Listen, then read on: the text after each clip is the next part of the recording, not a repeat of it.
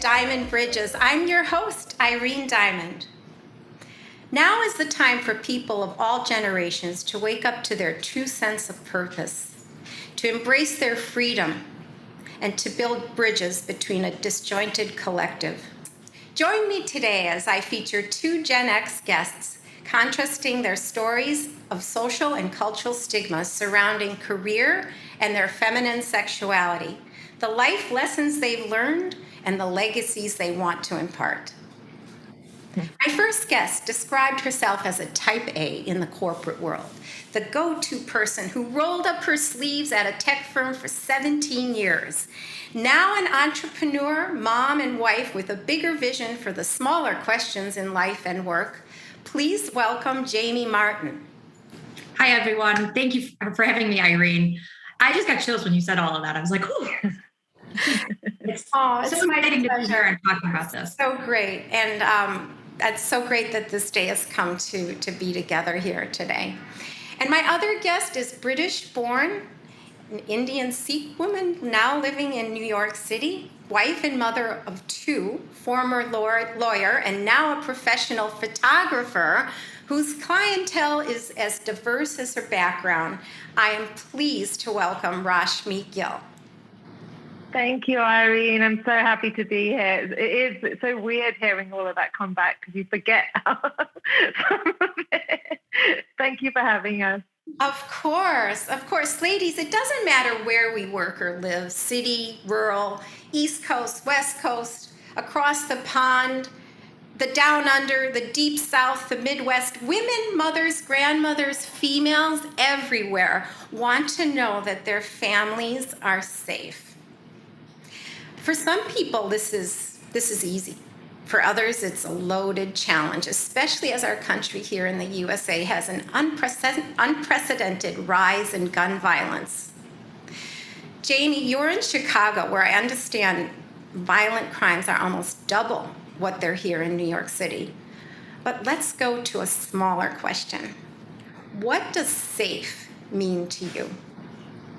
Oh, wow. That smaller question, that feels loaded to me. Because part of me has, as I've grown up, I've really looked at safety as something that can actually hinder us because we fall back on it as a way to stay in fear. And really, safety is about being in our bodies, being in our hearts, being in our souls, and knowing that we're moving things forward from truth versus making sure we have a wall around us and are actually quote unquote safe, right? And when I look at raising my son, this comes out a lot because I have to smack my husband all the time. I'm like, you got to stop saying be safe, because it took me probably 15 years to get to past that message in my head and actually embrace living.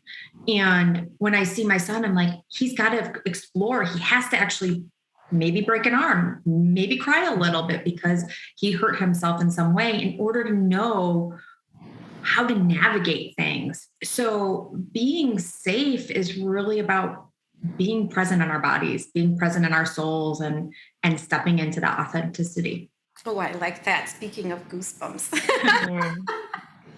Oh, thank you so much. Rashmi, it was instilled in you at a very young age to never live beyond your means. You were taught the traditional roles of male and female, and I'm guessing because your parents wanted you to feel stability. And now that you've made your choices, What part of their wisdom would you say has stuck with you most? Wow. First of all, Jamie, I loved what you just said. That's kind of like I'm taking mental notes. Good. Because actually, I always say, and maybe I have to rephrase this. I always say to my daughter, now my son, have fun but be safe. But now you've made that whole concept even wider now, so I'm going to have to think of what else to say. But I love the idea. So thank you for sharing that. I grew up in a semi-traditional Indian sort of household, myself and two brothers. But I was very lucky that my parents, even though girls had a certain role and boys had a certain role, my parents were less traditional, even in their time, raising young children. And they taught me a lot of the boy stuff and my brothers, the girl stuff too. So we all learn how to cook. We all know how to do DIY. We all know how to change a tire of a car, because you just never know when you're going to need it. And then, but particularly, so the lessons my parents learned, and again, this could be a whole separate episode, but two of the big ones that they taught me, my father always said, you're Indian, Sikh, but you're British born. Take the best from both and make it your own. That's a rhyme. Oh my gosh. And never forget where you came from. So with it all, never forget where you came from. Your roots are the most important thing, because they are from where you go to and what you become. But never forget those roots, and always feed those roots and come back to them anytime you're lost or need some guidance. And I've been using that same thing for my children, and I hope they will continue to do that, because for me, that's become a big part of my life and the way I live it. And then my mum, she brought me up in the sense that I'm a woman, and I grew up in the 70s, 80s as an Indian in England, when there was racism as well as sexism. And she grew up with two brothers, and her mother, who is called Maya, and I named my daughter after, was completely illiterate. But she knew that she wanted my mother to be educated, because she knew she didn't care about the brothers as much as she cared about my mum. She knew that she needed to be able to stand on her own 2 feet no matter what, regardless of anyone else in her life, that she was able to be able to do whatever she needed to do without being reliant on anyone else. And therefore, my parents raised me in the same way as well, and asked me to become a professional, which at that time meant doctor, lawyer, or dentist. And I chose the track of law. Yeah. And then you chose photography. Yeah. So what part of that do you feel because I know your children are still young, but you can see some accomplishment in them now. What parts are rubbing off, do you think, in your own children? I have a great example. So when people ask me where I'm from, and that's such a loaded question, I say, I immediately say I'm from London, because they probably hear the accent. And my daughter, if she's there, will say, "Mama, no, you're not from London. You're Indian." So clearly some of that is rubbing off on her, and she is really proud of her identity, to the point where now I'm going into her classroom and we're talking about not just being Indian but being Sikh, and what that means and what that identity means. And it's really nice to see her asking questions and wanting to be more involved in that culture. When the Sikh parade happens, she always loves going and seeing people who look like her. Your I think that daughter's name is, yes. Your daughter's name is Maya? After my grandmother, yes. That's what you said. Now, does she consider herself American, if you ask her? I've never asked her that question. She was born in London, so I don't know. But she was born in London, and she was 1 when she came here. And my son was born here, 2021 during the pandemic. When you ask that question, or you pose the question of where do you come from, I was immediately thought of Jamie's, because when her answer to how we feel safe, because when we come from somewhere, it's also where our soul is. And that imparts the safety of where you come from, but it's just a thought. Well, do you mind me jumping in? I love that, because when I'm from Chicago, but the first time I traveled internationally, I went to Germany and Austria, and I immediately felt a sense of home. And my roots were Polish, but I could sense that I belonged there in some capacity. So even though, Rashmi, your daughter was born in London, she can also associate to New York for all you know, right? Or yes, of course. She may land somewhere else and go, and have that hit of, this is home. Wow. Very interesting. Well, you've come a long way, baby. That's a slogan for Virginia Slim cigarettes back in the 60s. It was actually developed by a man in Chicago by the name of Pat Martin, who actually never smoked a day in his life. Any relation to you, Jamie? Same last name. I doubt it, only because I took my husband's name, even though I to this day keep being like, we can change it back. Karcheski is my maiden name. Wow. He doesn't want to do that. But their original name is Martin. I don't know how. I don't know how it is, but it's Russian, and they Was that also a Polish name? And changed it during the Holocaust era because they were Russian Jewish. Yeah. Oh, okay. There you go. Yeah. So it's one of the best known slogans in advertising history, launched by Philip Morris, of course, a catchphrase that's become a big part of pop culture. Did either of you ever smoke cigarettes? How about in your family, like your grandparents, grandfather? My mom and dad did. And I think my favorite story is my brother was who broke them of it because he thought it was so disgusting. He would break them and put them in the toilet and be like, ugh. Yeah. And they stopped before my sister and I were born. Well, the Virginia Slims were for women, which, that's where hence you come a long way, baby, because, well, what do you think that slogan meant? Being a career woman, having chosen a career path, of course, 50 years later. Virginia Slim cigarettes represented the Me Too of that generation.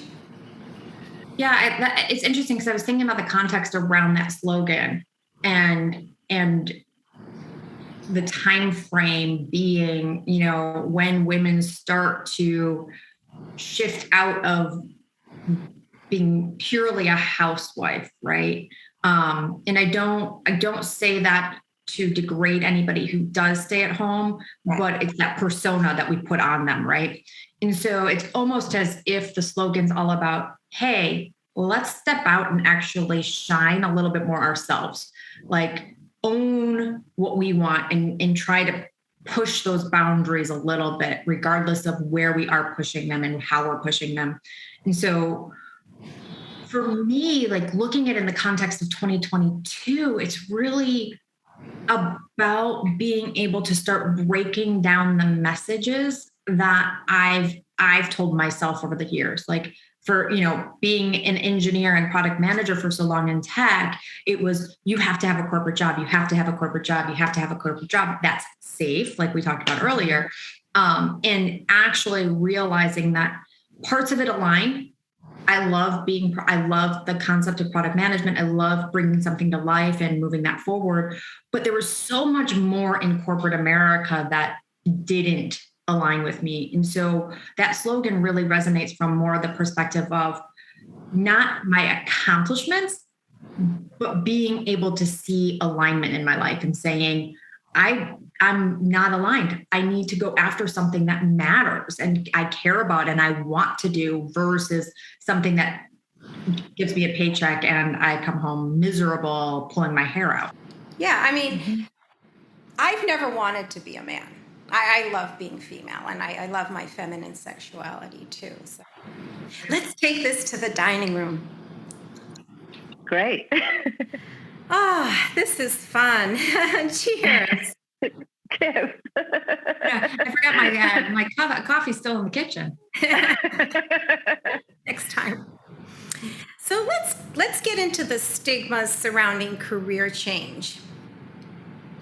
Jamie, when you first announced to your coworkers that you were quitting your job, leaving the company, what were some of their reactions? Honestly, most of them were like, good for you.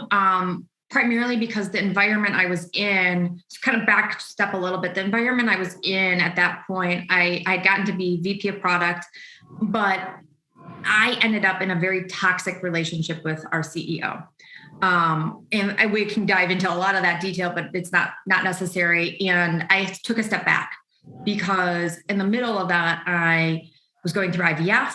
I was really having a ton of mental problems as a result of both the toxicity and the IVF. So I had to go back to therapy. And when they realized, like my coworkers who really cared about me, they were like, oh my God, good for you. It's about time. This is what you should be doing. You really should, like, you are coach first and have always been. The best compliment I ever got was from my boss who said, you are truly a servant leader. And not many people who call themselves servant leader are. Mm. And he's like, you're the first person I've ever met who leads from that space. And so they were all super supportive and cheering me on. When you say servant leader, can you give us some specifics? What do you think that they were referring to? So when I work with my team, I very specifically looked at what was on their plate. And if at any point in time they were overwhelmed, I was like, okay, what do you need me to do? How do you need me to step in and support you? Whether that is, I'm going to read some articles for you to give you information you need. You are overwhelmed with user interviews. Great. Give me a couple of them. Let me help you so that you're freed up to actually do the work I hired you to do, right? So it's a motivation for a bigger picture, not a personal motivation so much as one for the group. Yeah. It's also where my heart is. So it's, to me, when I'm working with my team, it's all about how are we together rising and how do I support them in rising? And if at any point they're drowning, it's for me to help lift them up. We're all together in this. And so we really do need leaders that are more servant oriented, that want to see not just their own personal gains or personal interests, but that of the whole and what's best for America and for the state or for the city or the local level. Yes. For me, I don't ever want to have somebody coming to my door and saying, Jamie, I'm quitting because I burnt out. That is such a big thing for me, is that we're in this together. And so I focused in on making sure my team knew that I would guide them and help them at any point in time. And it didn't necessarily be my team either. You have another quote, Jamie. Failure does not mean crash and burn. Mm-hmm. Those are your words. Yeah. It's so funny because I think we associate to that. We associate failure to being such a big event in our life that it's scary and we can't fail. We can't actually do it. And so as a result, we step back. And, that's actually part of what held me back from being an entrepreneur for a very long time, because I knew I wanted to be a coach most of my career. I had this inkling in me, but I was so afraid of failing and not being able to build the business and being able to get clients that I never jumped. But really, it's that piece of never jumping is the failure. It's so soft and subtle and holds us back in such a strong way that at the end of the day, you don't notice it's a crash. Yeah, I mean, I would call this a social stigma. Yes. For sure. So, Rashmi, were you in a private law practice or a corporate law firm? I was in a private law firm, and one of the reasons I wanted to go into law was to help people. I soon found out the only person I was helping was the people who owned the firm. So I think that passion that I had for the law started diminishing as a result. And I did burn out. I was working ridiculous hours. I was working all the time. I felt like I was getting to that point. I was much younger than I am now and probably able to do it more. But that sounds kind of crazy now because I'm pretty much working full time on the business as well. But at least I'm enjoying it. I keep saying to myself, and I say it to my daughter as well, anything you do with full on heart and passion. You can do anything you want. Just make sure you do it full heart and passion and that it feeds your soul, because that will be your real adrenaline to keep it going. And I used to say that about my photography, that the moment I didn't love it anymore, I was literally going to pack up my stuff and sell it or give it away. And so far I haven't got to that point.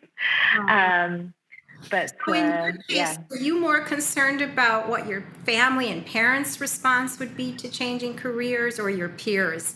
And how would you describe the difference between the cultural and social stigmas there? Yeah, I think the cultural ones probably has more of a stigma for various reasons. And when I told my parents, there was obviously a big sort of, what are you going to do? How's it going to work? But then my mom became my biggest marketer. She was the one giving out my card at parties. And this was a time where I was doing everything. I was trying to work out what my real niche was going to be. So she was like giving out my card to people and saying, oh, my daughter's a photographer.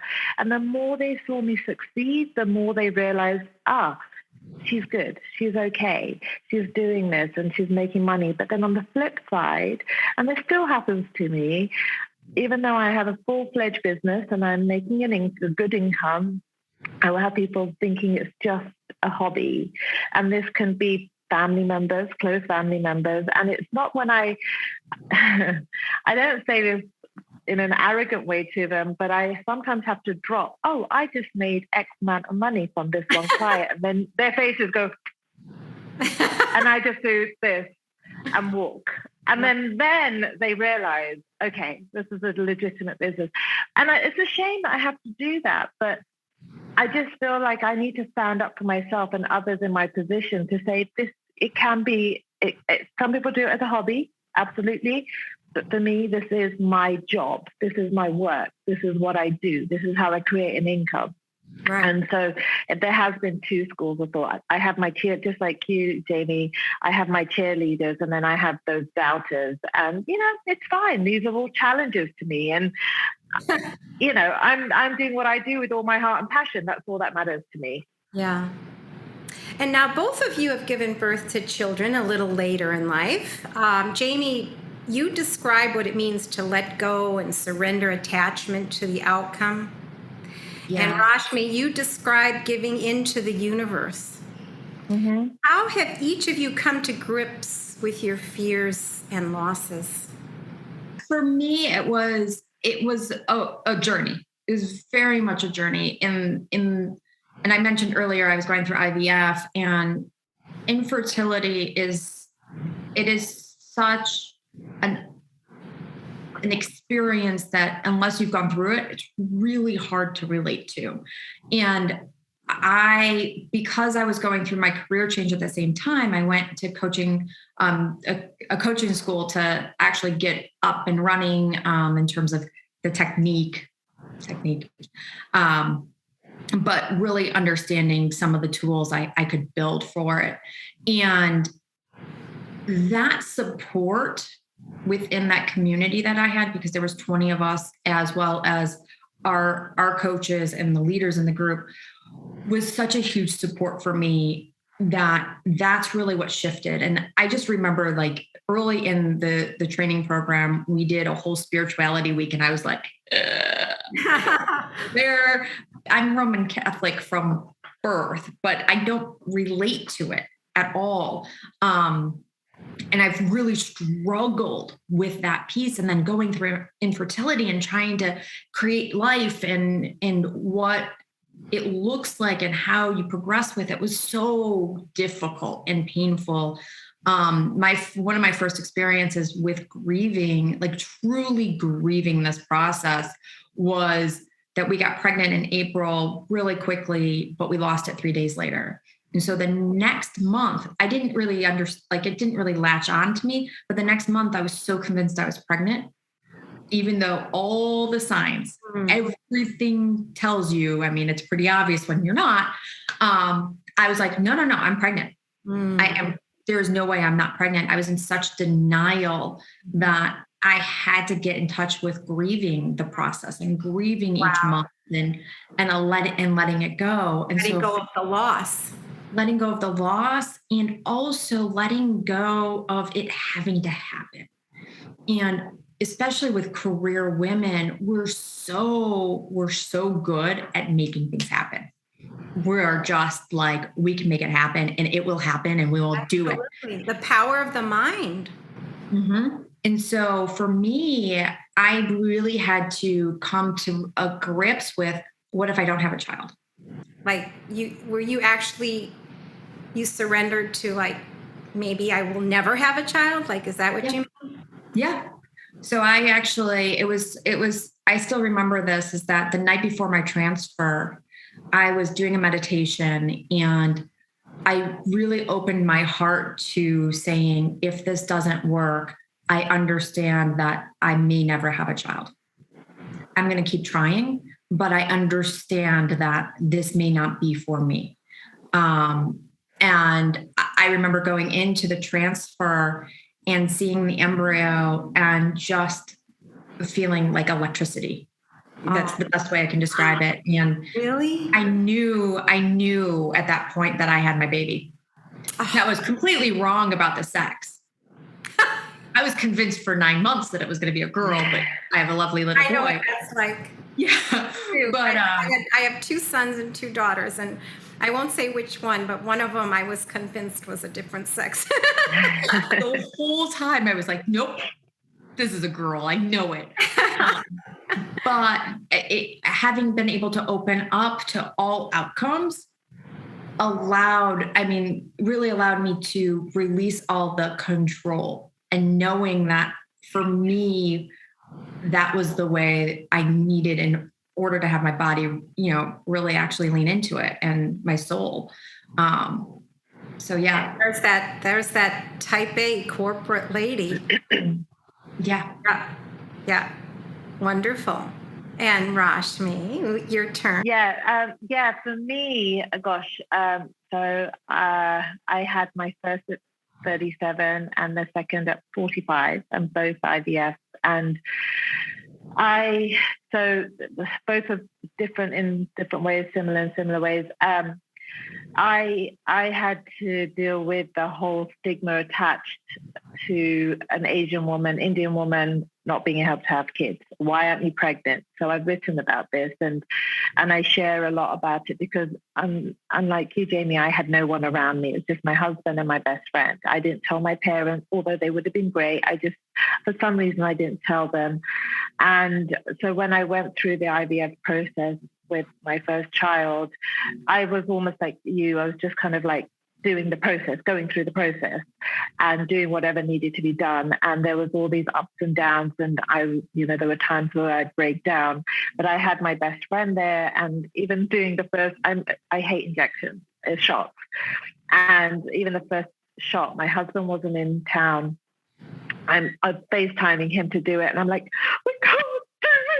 I can't do it. Wow. So I just called my best friend, who happened to be living around the corner, and she was like, I'm coming. And she was there in the shot, and she did it. Same with this time around. I had friends who did it for me. And funny, stupid story, Jamie, as you know, this process is very expensive. I had one shot which was $500. I had no idea it was $500 because I found out later. She did it, but you're supposed to mix it yourself, and I hadn't shut it properly. So as she did, it was totally not her fault. It just spilled all over me, and I was like, oh, okay, I have another one. Let's just do that. And I just was in that mode. I didn't get emotional about it. I didn't get, oh my gosh, just so you know, I don't stress about anything. These white hairs are not out of stress. It's my genetics. One of the things my parents told me is don't worry, be concerned. If you worry, it just gets into this bubble where you get sick. If you concern yourself about it, you do something about it. So my life is all about not stressing. I don't even use the word. So I went into complete sort of automatic mode of just going through the process. But I did have to deal with these comments of, when are you going to have a baby? Do you not want to have a baby? Are you having problems with your husband? If you're having problems with your husband, you do know having a child can help that situation. The best. It's your fault you don't have a child. No. Someone did not say that to you. Someone said that to me. So, I think that was the hardest for me to deal with. But because I'm like a duck with water, I just let it all go. But of course, at some point it hits you. And then on top of that, you're going through all these chemical imbalances, you're putting on weight, you're not sleeping, like that. Eventually you have your moments. So I have my moments where I crack, I stress, not stress, sorry, now using the word, I break down, and then I pull myself back out again. But to Irene's initial comment, I listen to the universe. I give with open arms, I take with open arms. And I'm like, whatever's going to happen is going to happen. And I had in my head that one way or the other, I was going to have a child, everything from naturally all the way to adoption and beyond. I don't know. So as far as I was concerned, I would do whatever it was going to take to have a child. So it's a journey. Well, thank you so much for opening up like this. It's a beautiful conversation, and you should both be rewarded by your children. So I like your vision of unpacking dreams and what's possible. Yeah, I think we get, and Rashmi, you might relate to this a little bit, but I think we get so focused in on what we've been told, what we should dream. We should dream about a certain way. We should dream about it being a certain job. It should be this way. And we get trapped in that. So I get a lot of people. I mean, throughout my whole career, I've had this conversation with people where I had to say, what is it do you want? Right? Not, I should go to school. I should go get a master's degree. I'm supposed to. I'm supposed to have children. I'm supposed to have children, right? Or I'm supposed to get married, or it's supposed to look this way. And at the end of the day, a lot of times I talk to people and I'm like, what's your why? And I've had a conversation multiple times about people going back to school. And I'm like, why do you want to go back to school? Well, it's the way to get to the next career level. It's the way to, up level my skills. I'm going to get more connections. I'm going to make more money. Okay, well, what's the why behind all of that? Right. And often when we get further down, they're like, I have no idea why I'm going to school. I don't want to go to school, And it's great because from my perspective is I got my 4-year degree. After that, I never went back to school. And I'm a firm believer that you do not need an MBA to be a CEO. You don't need to have it for the C-suite or an executive level. You can learn what you need when you start to actually listen to the things around you and experience it more. And that's how you really build those skill sets. And oftentimes what I've experienced is that sometimes we get too stuck in the theory anyways. And so that actually steps us out of connecting to our customers when we're, if we're going for those dreams. But when we start to really kind of going back to the dream piece, when we start to ask ourselves the why, and I always bring up Simon Sinek's 5 whys to people, because even though it's such a great sales tool and digging in, it's also a great reflection tool for what is it that you want. What is that? The 5 whys. Oh, the 5 whys. Yeah. You actually ask yourself why 5 times. So why do I want to have a child? Oh, well, it's because I really think that I want to experience it. Well, why do I want to experience it? Well, I believe, I've been told my whole life I'm supposed to experience it. Well, why does that matter? right? And then you keep going down and down and down to find out what's the root. Is it truly something you want, or is it something that you've been told? And it's a great tool to start unpacking. I love that. Yeah. I love this. I'm going to use all these now. That is awesome. It's great for even like when you're doing work, so I don't know what type of photography you do, Rashmi, but if you're trying to connect to somebody's like essence and stuff and you want to get them rolling, 5 whys could actually bring them to, oh, this is who I am. Yes. That is a beautiful way. That is a beautiful segue to our last segment in the living room. So let's go there now. We're going to look a little bit at Rashmi's photography. So meet you in the living room. Welcome back. Both of my guests have chosen to live their lives with authenticity. And in Rashmi Gill's photography, we see the value of legacy and storytelling. She specializes in lifestyle branding, portraits, and custom photo shoots. So, Rashmi, I'm going to get ready to share my screen right now, some photos of yours. And if you'll just tell us about them, that would really be great. Sure. So this isn't a photo I've taken. This kind of talks more about one of the reasons I started photography, or I seem to have a natural attraction to it. And a lot of it's to do with what we started talking about, legacy. This, I actually have it in my hand, is a dear photo of mine of my dad with his 10 brothers and sisters and his parents. And my grandparents are no longer around, and one uncle and one aunt is no longer around. This photo to me is priceless. This piece of paper, which may have cost like a penny, is priceless. What's printed on it is priceless. And to me, this talks about my roots. It talks about legacy. It talks about where I came from. It is everything to me. And for me, that's why photos mean so much.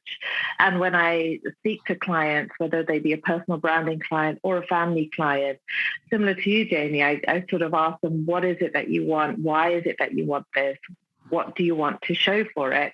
And they'll talk about the sort of practical nature of it. Oh, we need a photo for grandma, or we need photo for my website or social media. But then when I start talking about legacy and saying, do you realize that this piece of paper is going to last for generations to come, that this photo is going to last for generations to come? This is something your child, your grandchildren, your aunts, your uncles, your whoever, your friends can touch, hold, and look at, then it becomes something different. So this one, a bit smaller, which I think you have a digital copy of, is of my mum and my dad, and that's me in the stroller. And again, it's a photo of my mum's side of the family, and my mum is wearing a sari that I've worn since when I was in my 30s, I think, and my dad's donning the flares. I'm looking at now. This is your mother in the middle, holding near the stroller. Yes, no, that's my grandmother. My mother's in the green sari. Your grandmother. You resemble your grandmother. She has you have a lot of her features. Yeah, it's the cheekbones. We got those amazing cheekbones. I mean, I've lost kind of like since I'm losing the baby weight still, but the cheekbones, both my brothers and I have got, and that's my grandmother, who's named after my daughter's named after Beautiful Maya. Lady, wow! Yeah. And now I'm looking at these guys. These look like bell bottoms. What year would you say this photo was taken? Gosh. So this is probably either 79, 80, maybe 81 latest, but not much. So I think could have been maybe late 70s. Those could have been bell bottoms then. I mean, and then where was this taken? So this was taken in India at a house that we lived in. I'm kind of picking up for Rashmi, I love the idea of legacy, but I'm also really attuned to that connection, the connection you have to your family through the photos. And I love that you're sharing it with your kids too, because I've been doing that with with Tucker, my son, my family's all over the country, well, all East Coast, except for me and my mom and dad. And so I really wanted him to learn and understand who his aunts and uncles were. So I actually did, well, it's almost like baseball cards with pictures of each of his aunts, his uncles, his cousins. So like he can point at them and go, oh, you mean for your 2-year-old son you did this? Yeah. Oh my goodness, that is a great idea. Yeah, and it's great because now he knew, like when they came into town the other in April, maybe it was, I don't remember. He knew who they were. You know, he was still a little shy, but he was just like. Now, when you say like baseball cards, did you laminate them? I did. Oh my goodness! And then I put it on the back with the name so that if like whoever was taking care of him was doing it, they didn't know who it was. They would know the name. Sweet. Yeah.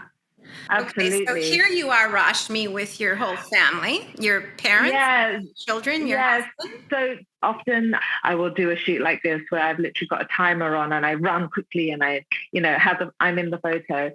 So what's really noticeable to me is how the hands are touching each other. You know, like it gives you this feeling of being together. The actual form of it looks like a heart.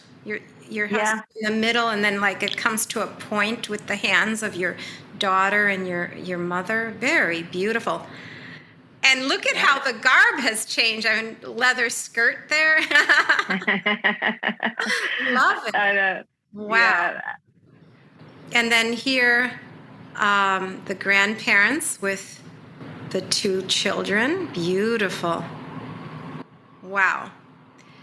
All right, let's look at this one. Now, I love this.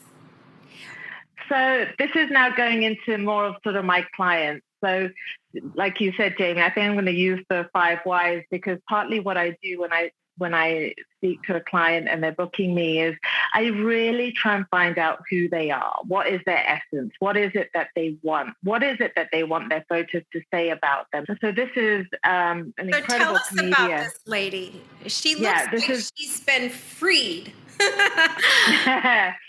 Actually, that's a really good way. Her name's Zona Garg, and she's this incredible comedian who has just done so incredibly well over the last couple of years. And she used to be a lawyer. She's a Southeast Asian woman. She has these incredible children, and they live in New York. And she contacted me to do this whole branding shoot. And, you know, she's very animated. Her bindi is one of her sort of part of who she is. And we did this incredible shoot of her around Times Square, sort of pretending to be talking and comedian and using all these props which relate to who she is. But this incredible personality comes out when she's on stage, and she wanted to create that. I love this photo. And when you say she's been freed, if you read more about her, that will actually, I laugh because that will actually make more sense when you find out more about her. Now, this woman looks like she's enjoying life as well. I love the blue bag. Was that a Prada? But the backdrop is definitely Manhattan, right? And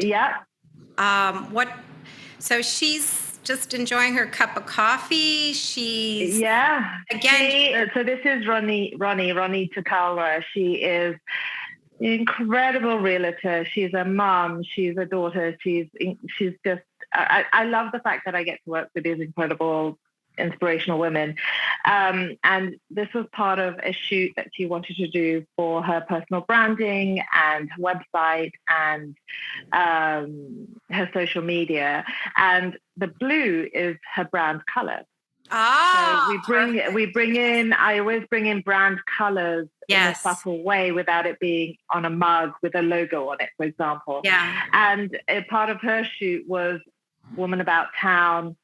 And one of them, we even did a photo of her changing from flats to heels because she talks about how, you know, in between viewings and meetings, she'd have to change heels. And some of the shots were with her child because she's a mom and she has to juggle that. And others were in a actual apartment, you know, sort of part of that process. But yeah, this was a really fun shoot. And again, such an incredible woman. Can you tell us a little bit about this woman?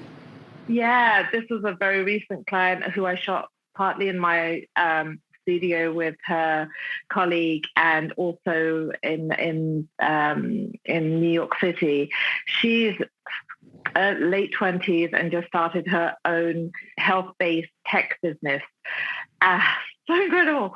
And called POV. It used to be called the Alice Clinic. And she needed some headshots, some shots of herself and her colleague, and then shots together.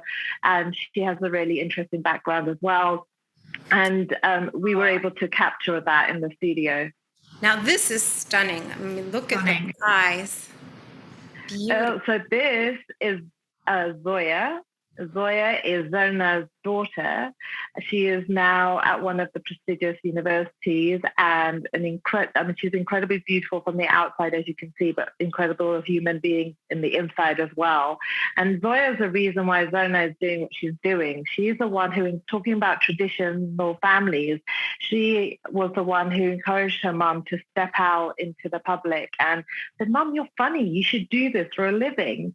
And she wrote the comedian, yeah. Wow. And for part of her college essay was why, that process, and it was then published in the New York Times. So also, again, if you check her out, it's my daughter. And how beautiful. The colors and the costuming. Oh my goodness. Yeah, so this was just literally this weekend to show how busy I was. This is why I said this. I was like, this is why I'm busy, because my daughter had Kathak show. So what kind of dancing was she doing here?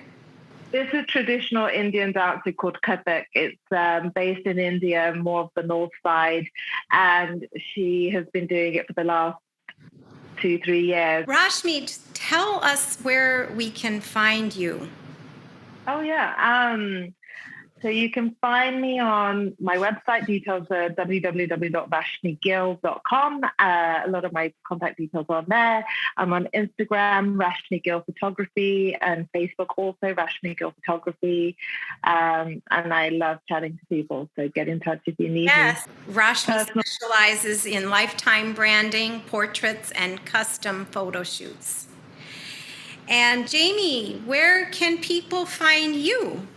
Definitely. So you can find me on my website at www.jamiemartincoaching.com. I'm also on Instagram at Jamie Martin Coaching, and LinkedIn, Jamie Martin. Super simple, kind of like Rashmi. Can they coach with you online or remotely from a distance? So remotely, I do most of my coaching is actually over the phone. Oh, interesting. Yeah, I find it actually allows people to go in when we use the old technology of the phone versus Zoom, where we feel like we have to act a little bit more. There's something to be said for the voice, right? The intimacy of speaking and the voice, I think. Yes. I'm old school. I love just picking up. I spend forever texting, and then I'm like, just going to call you. Yes. And I think we're seeing a bit of a full circle on that, personally. I think, as long as we're respectful of each other's time, just a brief phone call. Doesn't have to be long, Yeah. And it normally deals with everything in that 1 minute that you would spend 10 minutes texting about. And the back and forth. For sure. So again, I want to thank my viewing audience. See you next time on Diamond Bridges. Turn on your alerts to find a new episode of Diamond Bridges on the first Monday of every month. And listen and watch for Gemstones, the highlights of our show episodes. Follow us on IG, on Instagram at diamond.bridges.show. See you next time.